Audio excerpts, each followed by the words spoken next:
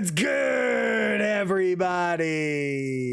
Every Friday over on my Twitch channel, I run a viewer tournament. And this week we had two very special finalists and a guest commentator. The first finalist is the #1 ranked Marvel Snap player in the world. Code Deco reached 1,000 rank this week. And they faced off against an upcoming streamer named PigPotty, who has a great stream and has a YouTube channel. Our guest commentator was one of the OGs of the Marvel Snap community, Windeber. Make sure you check out this final because we've got it all, and I want you guys all to go check out their content because all of those guys are fantastic at what they do. It looks like they're starting already. We're at the finals. We got Windy on the mic. We got Code Deco in the game versus PigPotty. We got two streamers facing off, two streamers commentating. Let's go. And right away we get a snap. Wow. So I really like this because, you know, when you snap turn 1 of the first game, you're making your opponent decide whether or not they want to pay to see what you're playing. That's fair. Yeah. I think that's a good move. Obviously, he has Zabu in his hand, so he already has an above average draw. Zabu and Spider-Man, absolutely, absolutely. But he's gotta draw that Darkhawk. We know he's running a Darkhawk deck, and I'm pretty sure Deco is still running the Thanos deck. It's interesting to me. I don't have Zabu, but I feel like to me, I would play Zabu on turn 2 no matter what, and he was hovering that Psylocke for a long time. I agree with that. I think that maybe with the nerf, maybe it's a little different. I don't know. I don't know if that's true. I would just play it, to be honest.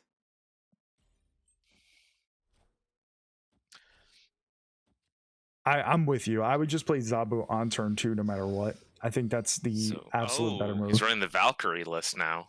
Did he switch? Because yeah, we didn't see Valkyrie in the last game, right? Time. Yeah. No. Maybe he switched up a couple things. Maybe he's airing more towards the ordinary Harry deck side. I called it the Harry Styles list earlier. I laughed because like I did it accidentally, and then I was like, screw it, I'm just gonna keep calling it Harry Styles. I mean, I think that's a solid name. This like started out really good with him having Zabu, but having to play Black Widow Korrigan 3 seemed kind of awkward. Having to play Spider-Man on 4 seems kind of awkward. It doesn't feel as good as I would have liked here. Yeah, he hasn't really gotten the card draw, though he does have Absorbing Man, and Dream Dimension is going to be kind of a problem. But Deco did fill everything, so if he uses Absorbing Man and closes off Dream Dimension for the last turn, that's going to be a big time play. The problem is how does he contest another lane? Oh, plus Sunspot. Yeah, I didn't think about that. That's a 15 differential on the left and a 20 differential in the mid that you have to win. And currently he has no power, so. Yeah, that's true.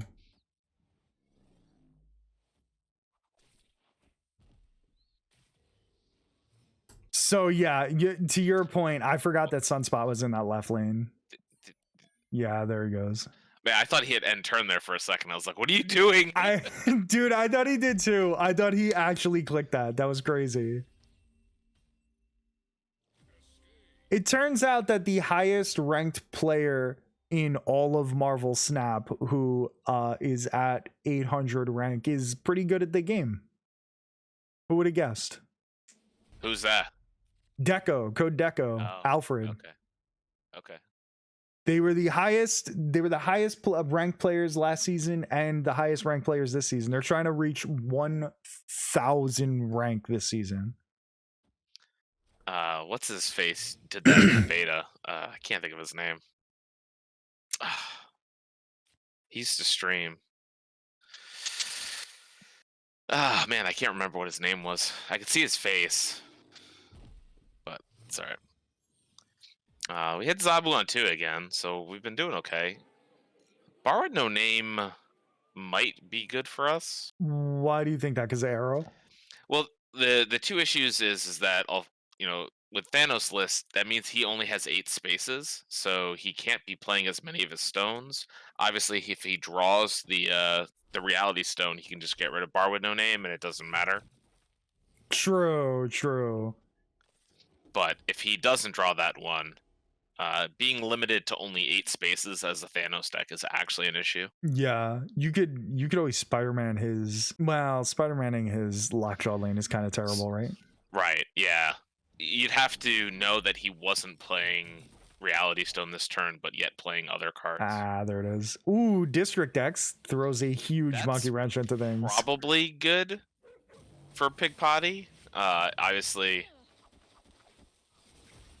Well, I think PigPotty should be able to win, right? Especially if he draws Darkhawk, which he is not going to draw Darkhawk because District X. Oh, true. District X is now preventing him from getting Darkhawk. That's terrible. Man, that's a really tough Spider-Man because... Oh, interesting. Alfredo played over there. Alright, so now he just has to get 9 power in the right lane. With a dino off the top, randomly generated. Wow, a hell of a pull for PigPotty. I just hope he doesn't snap, because then Deco will definitely leave, I think. Boomer snap? Yeah, Boomer snap would be really bad here. I say just end turn. No, don't do it. Don't do it. Oh, he did it. He did it. I think he only gets 1 cube here. Yeah, I think so too. Unless Alfredo reads bluff. But I don't know why you would bluff snap that. Yeah. Well, it's actually interesting because if he didn't draw that, he might have had an out there as just a bluff snap, right? Right. That's fair. That's fair. But my thing is, watching PigPotty, I'm not sure that I've ever seen him bluff snap. I don't know if he's that kind of guy. But you do make a good point. Like, you could. I really wish I had the opportunity to bluff snap in NYC on camera, because I 100% had the call to do it. Me too, bro. I never had the opportunity to do anything relatively cool at all. That entire weekend. That was a tough weekend for me. Yeah, I didn't have a great outing either, to be honest. So this is one of the few games we haven't hit Zabu on too. But we did hit Darkhawk, which we haven't seen the whole series so far, and we have Mystique. So it does mean that we have to play Darkhawk currently before turn 6. Right. But other than that, we're okay. We do know that he is running Super Scroll, because we did see that. So we do have to somewhat be conscious of that. But Darkhawk really shines against Thanos in general. That you raise a really good point, because Super Skrull could become 2 Darkhawks, right? Because if he Darkhawk Mystiques, it would work double, I think, right? I think I rock slide cloning vats here to threaten doing it again. I think that's a better play too. I like that a lot. I like being able to do 2 different rock slides. I mean, you may never actually cast it again, but I think having that option is really important, especially against the Thanos list. You really want to clog up their draws with rocks. Yeah, and it also, a player like Deco is gonna know that, is gonna be scared of that looming threat. I guess the other option here is you can now play Darkhawk into cloning vats. You can. Darkhawk into cloning vats could be solid. Unfortunate that he doesn't have Zabu, because he could have had 3 Darkhawks chilling out there. So if he plays the Psylocke this turn, he's gonna have access to 7 mana next turn, which means he can Darkhawk Mystique, which is obviously a really good play. The issue is that he makes his play this turn significantly weaker. He's going to have more information about next turn, but I mean, this is a really, really tough turn 5 play, right? Just playing Psylocke, you're giving up so much tempo. This kind of scares me. Also, in need of a Lear out there, like, I feel like no matter what, with that type of location, you have to kind of have 4 cards there if you really want to compete against a Thanos deck. Even with a ton of power with Darkhawk, just 1 extra 1 power card is 6 power. And he has Thanos online too. True. Yeah. Another good point. So he probably assumes that he's never getting taken over Nidavellir and just plays Thanos in one of the other lanes, and we lose here. Yep. Other options is we also know he runs Super Scroll. So he could play Super Scroll, assume that he's going to get the same buff as Darkhawk, and play something small into Nidavellir to lock that up.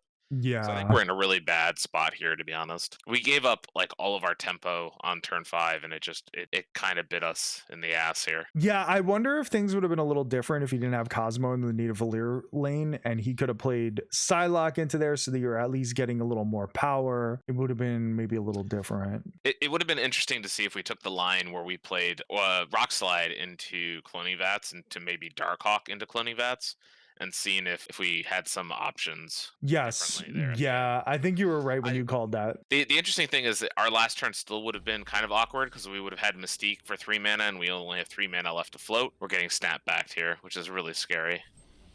We didn't hit retreat in time. Ooh, yeah, he stayed. I think that's a GG. Oh, maybe not. That's actually not. That's a GG. win. Interesting. Magneto is a card that I've heard people talk about in Thanos lists being not as good anymore because Darkhawk isn't being run as much on the ladder. It's getting cut from a lot of Thanos lists for other things, whether it's Blue Marvel or whatever else, depending on which list you're running.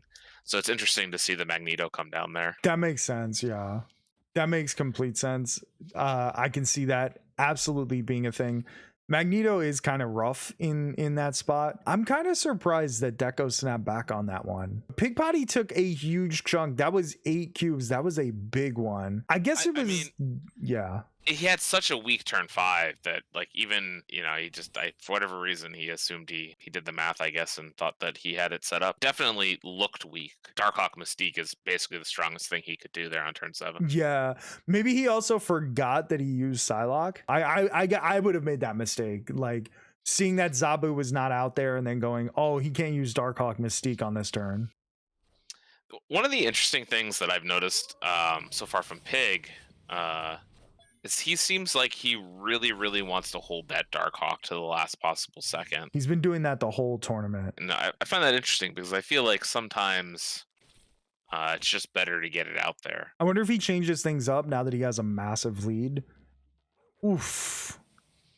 That is very rough. Yeah, that's a mean leech. That's the first time we've seen leech this game. Yeah, maybe PigPotty didn't know that was coming. I can't remember if he used it in previous rounds, but that was a pretty intense leech. I assume at this point, since everybody uses untapped.gg, the best deck tracker ever that sponsored an in-person tournament, he probably has a full list at this point. Believe it or not, I never contacted them for a referral code. I should have probably done that either. Yeah. But they're still great. They are still great. Not sponsored at all. Not a referrer. I am not referring. They're a great. It's just a great app. Just get it. Get it. It's free. It's especially great in battle modes now because it keeps track of what you're playing against from game to game. Yeah. Which is really helpful, especially in closed deck lists. Yep.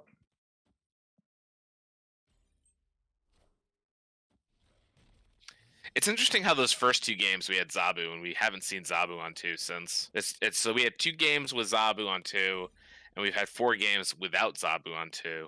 Yeah. And we basically did all of our damage without it. Also, I wonder if he should have put Korg into Osgore Tower, because I think I may have done that. He put it into the unknown location, and now it's Jotunheim. I mean, it sounds like it's like hindsight or whatever, but I was thinking that at the time. I would have probably put Korg into Osgore Tower. But I play my 1-drop in the right lane now almost every time. Well, I do know why, but interesting. In the 2 to 3 months most recently, a lot of those locations restrict play patterns, more so percentage-wise than there have in the past. So now it's actually statistically more likely for you to get a something that restricts your space than before.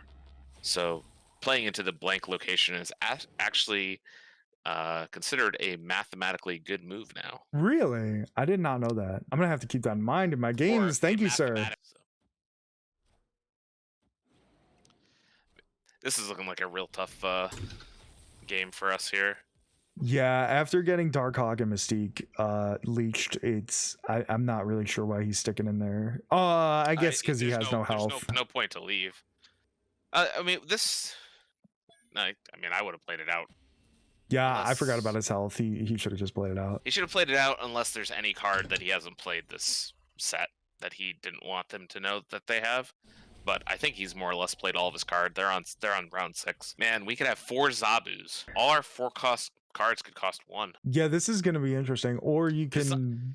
Does Zabu make things go down to 0 or just down to 1? I've never actually played Zabu, so I don't know. I think 1 is the lowest. Okay. That's what I thought. I think, yeah. Imagine... Oh no, morphing into Bar Sinister gets you nothing, right? Like it gets you 1 changed morph. I would assume it would copy, but I don't know. I don't know if I've ever played Morph into Bar Sinister or seen anyone play Morph into Bar Sinister. I think I saw somebody do that to me, and I think it became a copy of one thing, and then it became a copy of that copy. I don't know. I don't remember. It's weird. I don't think we'd want to morph He's Bar Sinister anyway. As a Thanos deck, we might just get a bunch of stones. Yeah, no, that's a terrible plan. I was just joking. He's Korging into Bar Sinister. I don't know that I love that. I don't like. I get what he's doing, but I think what he's gonna do is he's gonna move 2 of them on turn 6 in New York, and then play something there on the last turn. Is his thought? I think he's also worried about Leech because he played the Time Stone last turn. Oh, fair. That's fair. And he was right to worry. But then if you're worried about Leech, should you maybe have just played Darkhawk into Bar Sinister? Actually, if you drop Rock Slide, I guess you could drop Rock Slide in there and just have a good old time. I'm not sure how we win Bar Sinister at this point. It's interesting us passing. I feel like you can just throw some stats down somewhere. Yeah, I don't love the passing. We have priority here. Wait, shouldn't it have been Arrow right, Korg left?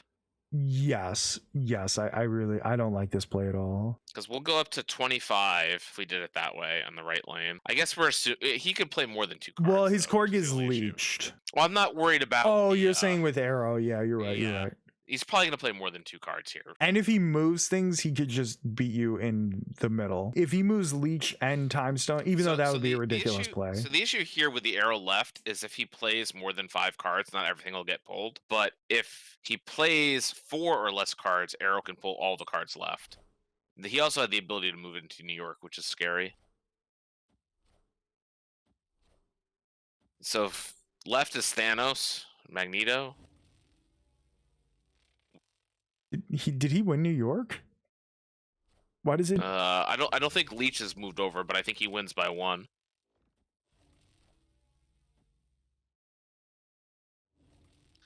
I think Pig wins. PigPotty did it. Wow. I guess Deco thought he wasn't going to play anything into Bar Sinister, which makes sense. So if he had moved the stone there and they had tied middle, what was the tiebreaker looking like? Arrow was 28, Magneto was 48, so he was up 20 on the left, and I think the Darkhawk was 16. Alfredo had moved the stone as well. There would have been a tie in the mid, and he would have won tiebreaker. So by him leaving the 1 stone on the right, he lost the game. So that was the finals of the tournament. Don't forget, go follow Code Deco. I'll leave their links in the description below. Make sure you go check out PigPotty, who pulled off the biggest upset in our tournament history. And make sure you go follow Windeber because, again, one of the great streamers in Marvel Snap. Thank you so much for watching. I hope you have yourself a wonderful rest of your day.